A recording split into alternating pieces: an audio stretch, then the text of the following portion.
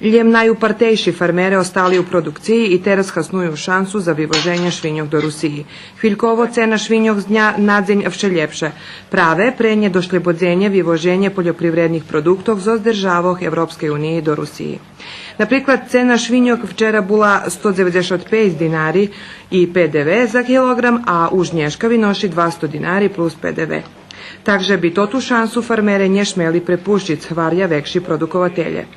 Jak agroservis doznava, veljki produkovatelje uhodza do organizaciji uslužnoho karmenja i to po veljo ljepših uslovijoh i za farmeroh, jak pred 25 rokami, ker ljem fabrika Karnex karmela kolo 120 tisjači švinji. Klanji vyberaju farmerov za kontrakti i to často tih kotri ponukaju kvalitet po živi i prašatoh, kotri za ljem 90 dní postignju čežinju od 105 po 110 kili.